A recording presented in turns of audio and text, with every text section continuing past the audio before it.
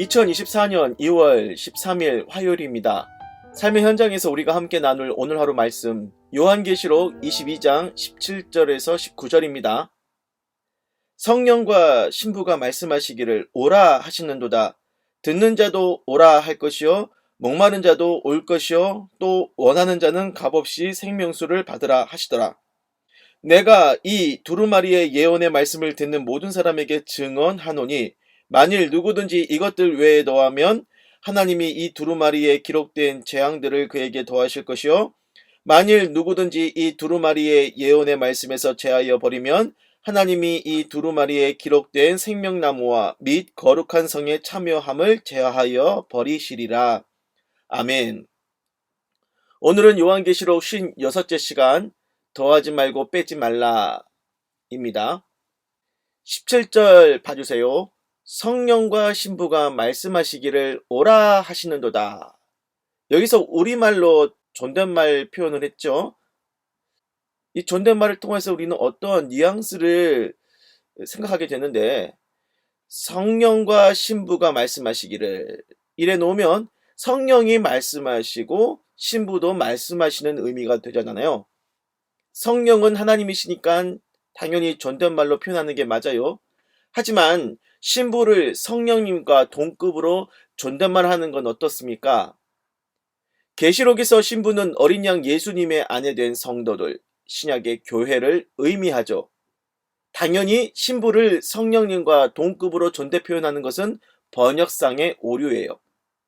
헬라어 원어에서는 존대하는 표현이 없습니다.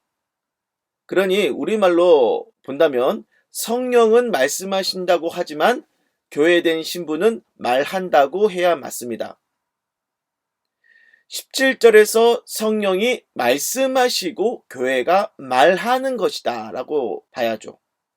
성령이 말씀하시고 교회가 말하는 것 어때야 합니까?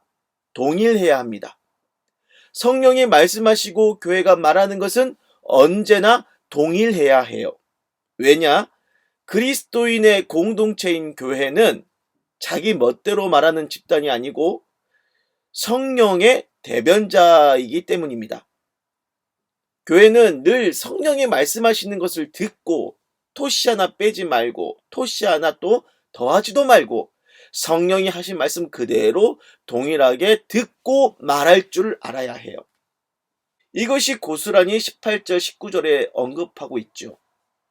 이 두루마리 예언의 말씀, 요한계시록 말씀이죠. 요한계시록 말씀에서 더하면 이 계시록 말씀에 기록된 재앙들을 더하실 것이고, 요한계시록 말씀에서 뭔가를 빼버리면, 제하면, 하나라도 빼먹으면 하나님이 생명나무와 거룩한 성에 참여하지 못하게 제해시키실 거라고 했습니다.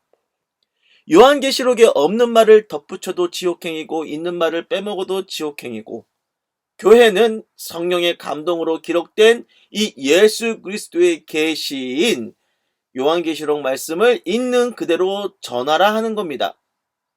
성령이 말씀하는 거하고 신부된 교회가 말하는 것이 같아야 해요. 성령의 말씀에 대해 더해서도 안 되고 빼서도 안 됩니다. 특히나 요한계시록 말씀은 그렇다 하는 거죠.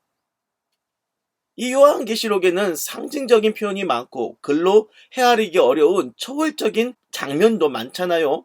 그래서 옛부터 이 요한계시록을 가지고 많은 사람들이 자기 편의에 맞춰서 내용을 의도적으로 빼거나 덧붙여서 요한계시록을 제멋대로 해석한 일이 많았습니다. 그리하여 잘못된 종말론을 가지고 사람들을 미혹하는 일이 많았죠.